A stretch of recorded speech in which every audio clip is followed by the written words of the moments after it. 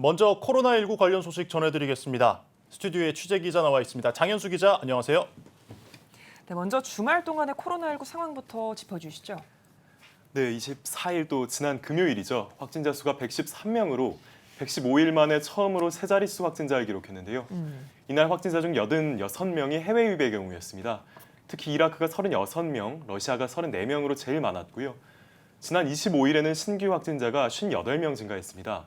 해외 유입 확진자가 46명으로 높은 비율을 보였는데요. 현재로서는 해외 유입이 확진자 수 증가의 주 원인이 되고 있지만 지역 감염도 계속되고 있는 만큼 방역에 긴장을 나서는 안 되는 상황입니다. 네. 지난 주일은 교회 소모임 금지 조치가 해제되고 맞은 첫 주일이었는데요. 교회 분위기는 어땠는지 설명 좀 해주시죠. 네, 지난 24일 오후 6시부터 정규 예배 외 모든 교회 소모임과 행사 등을 금지한 교회 방역수칙 의무화 조치가 해제됐습니다. 교회들은 소모임 금지 조치가 해제됐어도 방역수칙 준수에 더 만전을 기했는데요. 좌석 거리 두기를 시행하거나 전 교인이 마스크를 착용하는 등의 노력은 계속됐습니다. 교회에 따라 실제로 예배 후에 잠시 소모임을 갖는 모습도 볼 수 있었는데요. 마스크 착용, 또 거리 두기 같은 기본적인 방역수칙을 따르는 데 더해 식사는 절대 금하면서 모임 시간은 최소화하는 노력들을 엿볼 수 있었습니다. 잠깐이지만 소모임을 통해 교인들은 그동안 못다한 신앙적인 이야기를 나눌 수 있었다고 하는데요. 교회 소모임이 까다롭게 방역 수칙을 따르는 데 대해 다른 외부 소모임보다 안전하다고 느낀다고 전했습니다. 네. 관련 인터뷰 내용 들어보시겠습니다. 교회 소모임 금지법에 대해서 이상하다고 생각했어요.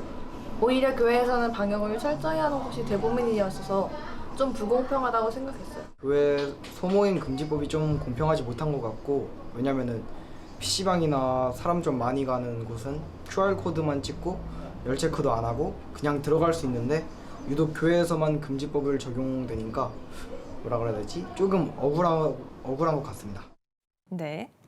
실제로 외부에서 모이기보다 방역과 소독을 철저히 실시하고 또 비교적 넓은 공간을 확보할 수 있는 교회에서 모임을 진행하길 권면하는 경우도 있었는데요. 한국교회가 방역 지침 준수에 얼마나 잘 따르고 있고 또 자신을 보이는지 알 수 있는 대목입니다. 네. 교회가 또 잘 따르고 있는 것 중에 하나가 QR코드를 기반으로 해서 이제 전자출입 명부를 도입한 것일 텐데 어떻게 잘 지켜지고 있었나요?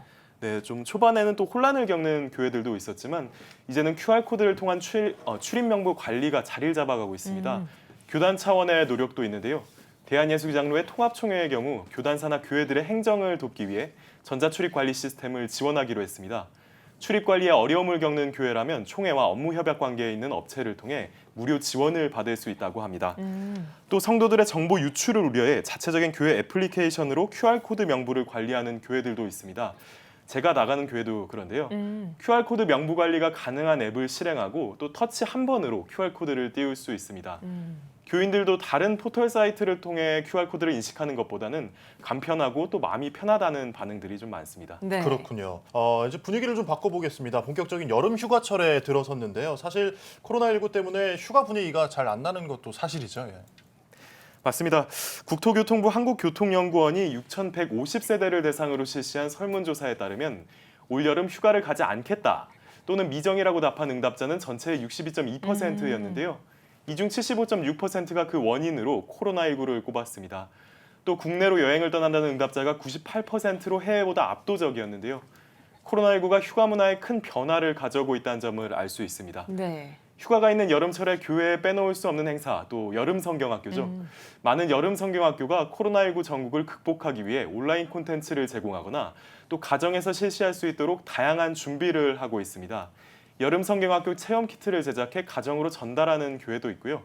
또 CCM 아티스트 위러브가 운영하는 한 유튜브 채널에서는 여름 영상학교를 열고 UCC 콘테스트를 진행합니다.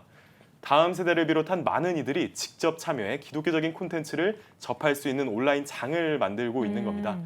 진행을 앞두고 있는 비대면 형식의 여름 성경학교에 대해 추후에 더 자세한 소식 전해드릴 수 있도록 하겠습니다. 네.